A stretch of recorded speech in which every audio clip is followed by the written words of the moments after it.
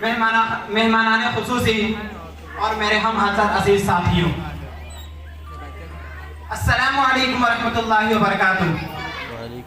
آج کے اس بزم میں میرا موضوع سخن اردو زبان کی اہمیت۔ حضرات، اردو زبان ایک شیریں اور ایک سلیقہ مند زبان ہے۔ یہ ہندوستان کی گنگا جمہوری تہذیب کی پائیدار ہے۔ اس زبان کے خصوصیات نے اپنے عوام میں مقبولیت عطا کی ہے، اور یہ زبان عربی، فارسی، ہندی، سنسکرت کے الفاظوں کا گلدستہ ہے۔ ترقی کے عروج پر پہنچتے ہوئے یہ زبان ملک اور غیر ملک میں اپنی منزل طے کرتی جا رہی ہے اور خطیب ہوتی جا رہی ہے۔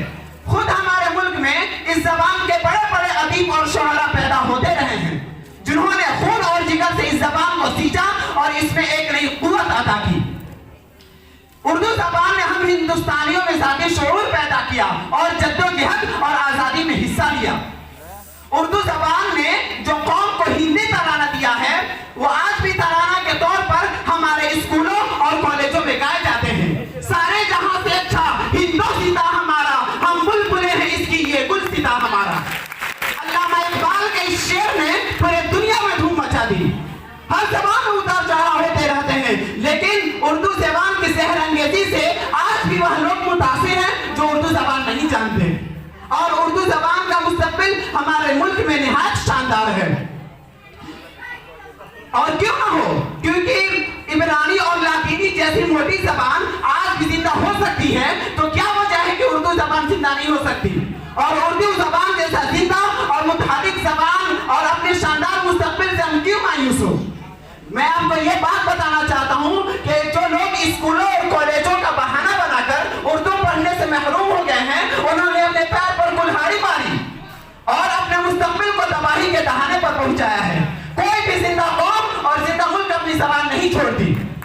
میں آپ کو یہ بتاتا چلوں کہ چین کے لوگ دنیا کے کسی کونے میں رہیں، کسی غار میں رہیں، وہ اپنے بچوں کو چینی زبان سکھاتے ہیں۔ اسی طرح یہود دنیا میں ہزاروں سالوں سے دھکے کھاتے رہے ہیں، لیکن جب اسرائیل میں ان کی حکومت آئی تو انہوں نے ان کی زبان بالکل زندہ زبان بن گئی، اور ہم اور آپ تو آزادی کے بعد 70 سالوں میں اردو بھول گئے۔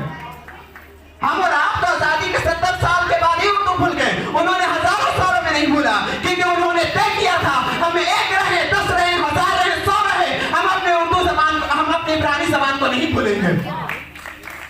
حضرات، میں آپ کو یہ بتاتا چلوں کہ اگر اردو زبان سے ہم سب کو سچی ہمدردی اور محبت ہے تو اس کے چلن کو عام کریں، اپنی روزمرہ کی زندگی میں اس کا استعمال کر کے اس کو متاثر کریں، اور اخبارات خرید کر اس کو استقامت تک پہنچائیں۔ اور والدین کی ذمہ داری ہے وہ اپنے بچوں کو اردو زبان کی چاشنی سے محروم نہ رکھیں، ان کے ابتدائی دنوں میں ان کی اصلاح کریں تاکہ وہ بچہ اردو زبان کی چاشنی سے محروم نہ رہے۔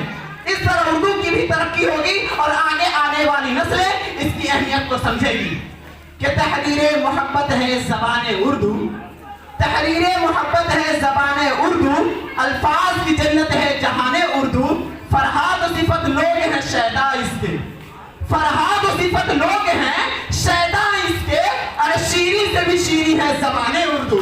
اور آخر میں آپ تمام کا شکریہ ادا کرنا چاہتا ہوں کہ آپ نے مجلس کا انعقاد کر کے ہم طلبہ کے دلوں میں ادبی ذوق و شوق پیدا کیا۔ اللہ آپ حضرات کے سارے شوق کو قائم دائم رکھے، آمین، فقط والسلام، شکریہ۔ تو یہ ادیب الرحمان جو خوبصورت لہجہ ابھی مجلس کو اپنی پرجور تقریر سے آپ سماعت فرما رہے تھے، اب میں اگلی آواز دوں گا، لیکن اس سے پہلے میں بھی چاہ رہا ہوں